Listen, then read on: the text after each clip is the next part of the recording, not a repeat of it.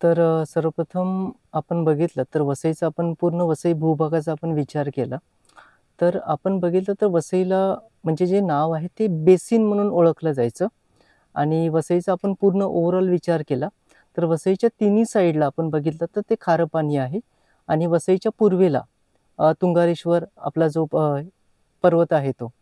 तर ह्याच्यामध्ये कसं आहे की वसईला जो पाऊस पडतोय तसं वसईला साधारण 2000 ते 2200 मिलीमीटर इतका पाऊस पडतोय आणि तो जो पावसाचं पाणी आहे तर ते वाहत जाऊन समुद्राला मिळतंय. कारण पूर्वेपासून पश्चिमेकडे असा उतार आहे. तर इकडे जे पावसाचं पाणी जे वाहून समुद्राला मिळतंय ते इकडे राहिलं पाहिजे, ते टिकलं पाहिजे, जमिनीत मुरलं पाहिजे आणि इकडची जी लोकवस्ती आहे तर त्यांना पिण्याच्या पाण्यासाठी एक सोर्स व्हावा म्हणून इकडचे जे पूर्वज होते तर त्यांनी इकडे तलाव आणि बावखळं जी आहेत ती बांधली आहेत. आणि ही तलावं आणि बावखळं जेव्हा बांधली गेली तर त्याच्यामध्ये त्यांचा मेन उद्देश काय होता की जे पाणी आहे पावसाचं पाणी ते एका ठिकाणी साठवून न राहता ते उतारावरून वेगवेगळ्या ठिकाणी म्हणजे कसं आहे ते उतारावरून म्हणजे एक तलाव भरला किंवा एक बावखळ भरलं तर ते त्याच्या खाली जे दुसरं बावखळ आहे त्याच्यामध्ये जाईल, त्याच्यानंतर तिसरं बावखळ आहे त्याच्यामध्ये येईल आणि शेवटी ते समुद्राला मिळून जाईल. म्हणजे कसं आहे की त्यांनी पूर्ण उतार्याचा जो म्हणजे पाण्याच्या बाबतीत जे हे आहे म्हणजे सूत्र आहे की जे धावणारं पाणी आहे त्याला चालायला शिकवा, चालणाऱ्या पाणी जे आहे त्याला थांबायला शिकवा आणि थांबणाऱ्या पाण्याला मुरायला शिकवा. तर हे जे सूत्र आहे ते त्यांनी फॉलो केलेलं. आज आपण वसईमध्ये बघितलं तर वसईचा पश्चिमेचा जो पाट आहे तर बावखळ ही जी आहे ती शक्यतो तुम्हाला म्हणजे आपला जे रेल्वे स्टेशन आहे तर रेल्वे स्टेशनच्या पश्चिमेकडेच आपल्याला बावखळं दिसतील. ओके.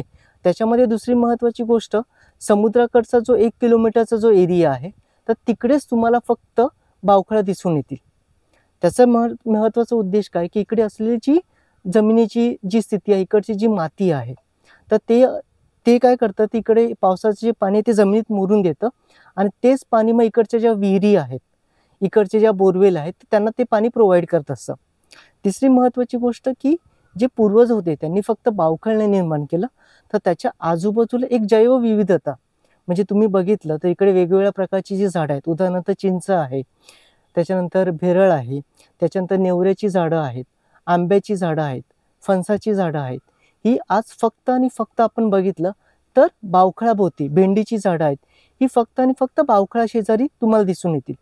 आणि ही म्हणजे इकडे बावखळ बांधताना त्यांनी काय केलंय की त्या जलसत्वाबरोबर अशी एक जैवविविधता निर्माण केली की त्यावर डिपेंडेंट असलेली म्हणजे त्याच्यावर अवलंबून असलेली जी काही अन्न साखळी आहे म्हणजे माणसाची सुद्धा आणि इतर जे पशुपक्षी आहेत त्यांची अन्न साखळी पूर्ण होईल.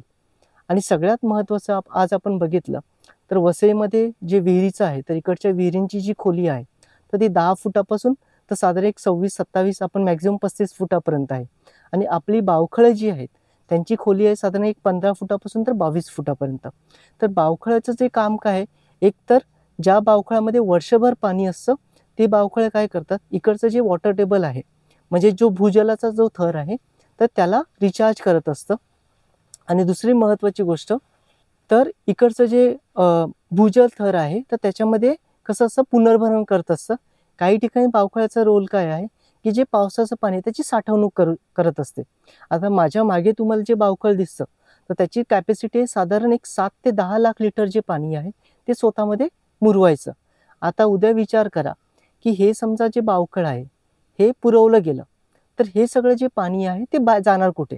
मग त्यामुळे आपण सध्याच्या मागच्या काही वर्षात आपण बघतोय वसईमध्ये जे पूर येत आहेत तर त्याला कसं कारणीभूत तेच आहे की इकडे जे अवाढव्य जे काही अनकंट्रोल जे काही डेव्हलपमेंट चाललेलं आहे त्याचा कुठं ना कुठं ह्या म्हणजे इकडची जी पिण्याच्या पाण्याची व्यवस्था आहे त्याच्यावर परिणाम होत आहे.